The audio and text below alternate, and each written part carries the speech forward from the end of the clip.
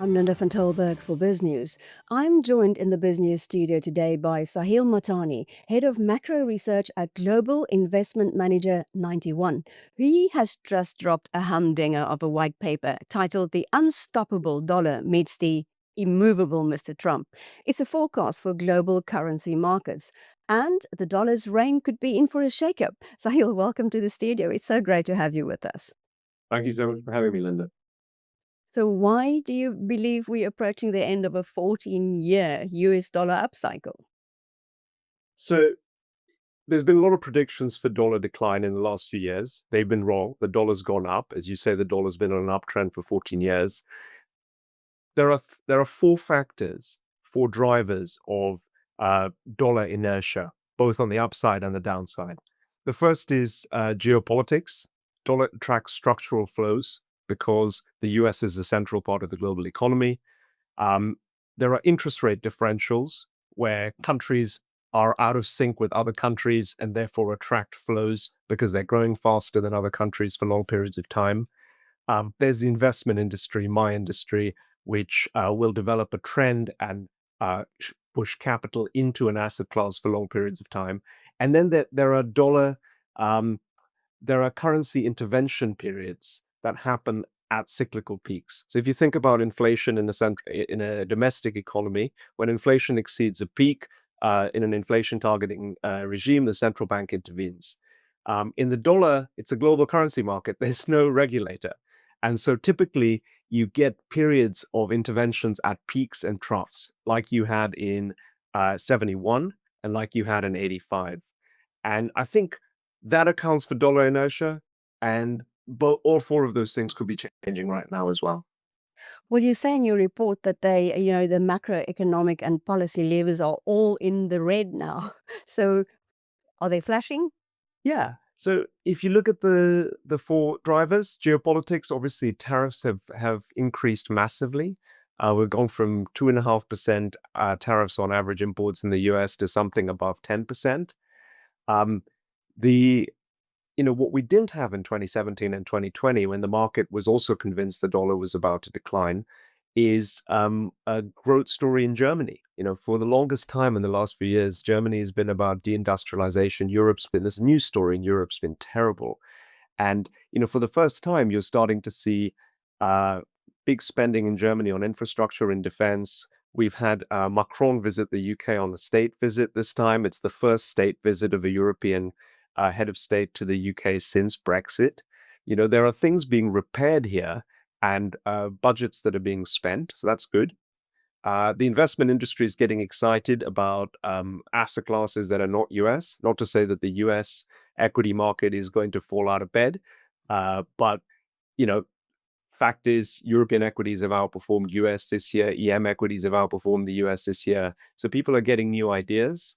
And then finally, the US seems to want a weaker currency. If you look at the capital controls they're talking about, if you look at the Mar-a-Lago Accord that one member of the Trump economic team has mooted.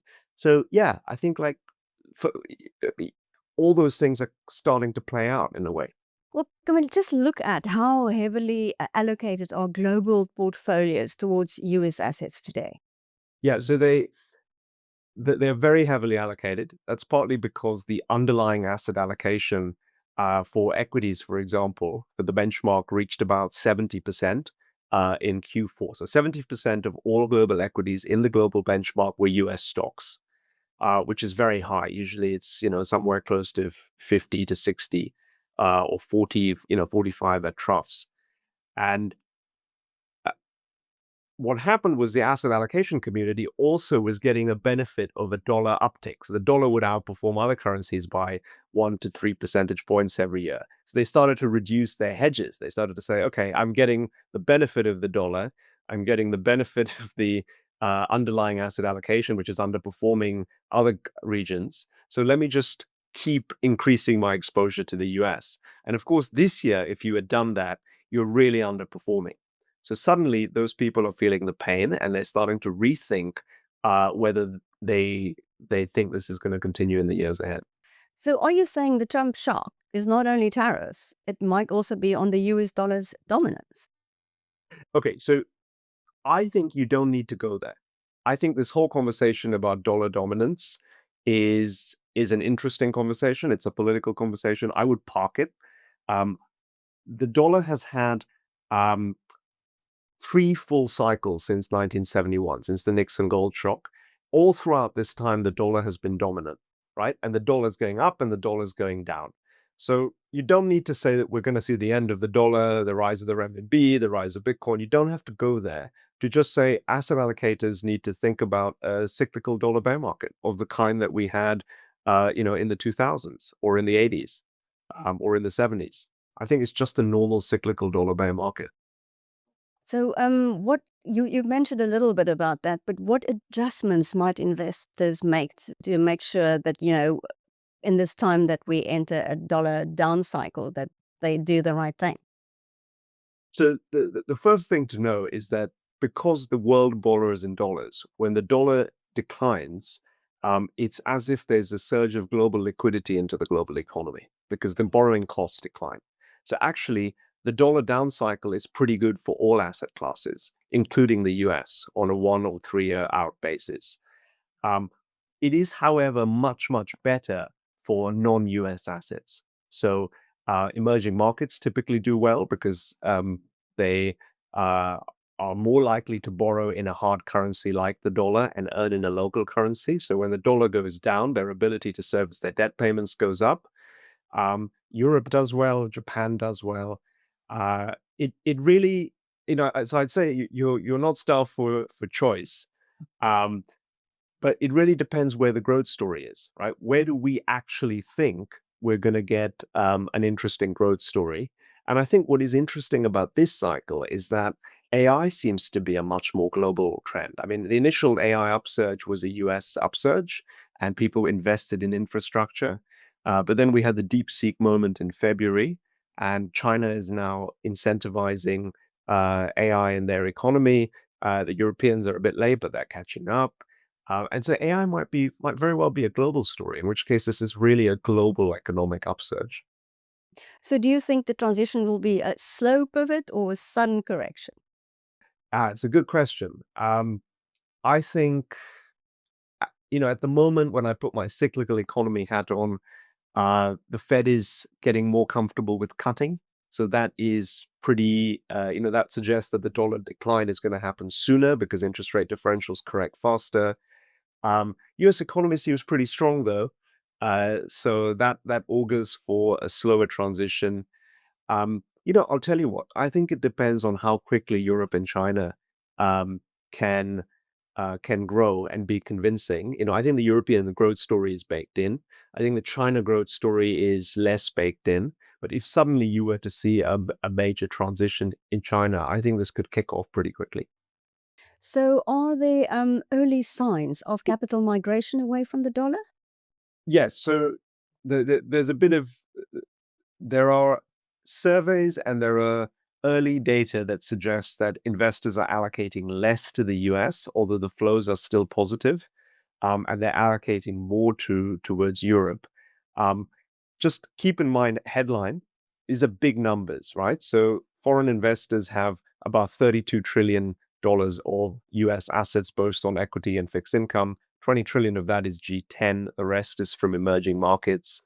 Um, you know, there are hedge ratios that investors have put on where they're hedging their US exposure. So what I calculate is, or we calculate at the Investment Institute, is that hedge ratios on bonds fell 5% and the equities 1 to 2%. And if you unwound that, that would create about $1 trillion of selling.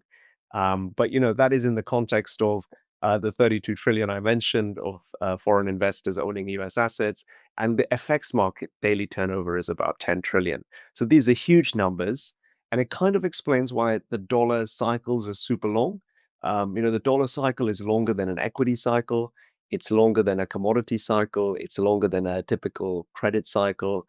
Um, and it's 18 years for a full cycle. So I think this will play out over a multi-year period.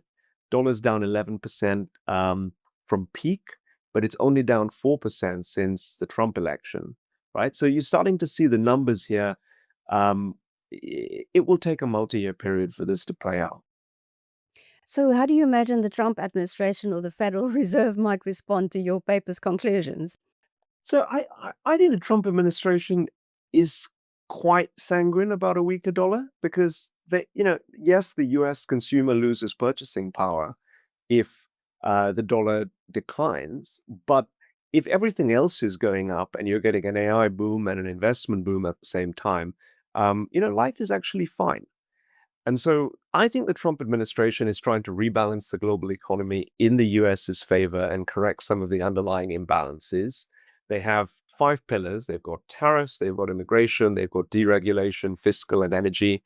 Markets are doing quite well because I think they're anticipating deregulation. They're expecting some sort of fiscal boost from the recent bill that was passed. So I think it's okay. Um, the Federal Reserve is focused on growth and inflation. They really don't want another inflation shock because they got it wrong after the pandemic, and they can't get it wrong twice in a decade. So they will be more vigilant, I think, than they would have otherwise been about inflation. Good news is the Fed's own models say that when you increase tariffs, the growth slowdown outweighs the inflation surge. So in fact, the economy slows a bit more instead of you getting this kind of stagflation outcome that people are expecting. So I actually think it's a pretty benign scenario. And by the way, that's kind of what the markets are telling you, right? So, you're not predicting the end of the dollar. No, no. I don't think you need to predict the end of the dollar. What I'm predicting is a major shift in the dollar's value, which is important for portfolios. So just to keep it in context, the average of previous dollar bear markets is a 32% decline, right? We've already had a 4-5% decline, so you've probably got another, 25% in a multi-year bear market. It's a pretty big move. Is it the end of the dollar? No. This is not about the rise of China's currency. No, I don't think I think that is a separate question. And the Chinese have to make a decision about how loosely they want to tie their currency into the global economy. So, for example, if you buy dollars and you save in dollars, you can buy assets in the US relatively easily. If you save in renminbi and you accumulate that, it's a little bit harder to buy assets in China and then take those assets out of China because there are strong capital controls. So I think the Chinese, to accelerate, the world, I think, doesn't mind holding Chinese renminbis, and they're willing to do it, but they need to make it easier to buy goods and services and move capital in and out of China. And the Chinese are just not ready to do that at the moment. Sahil Mahtani, thanks so much for speaking to us. Very interesting. Thank you so much, Linda.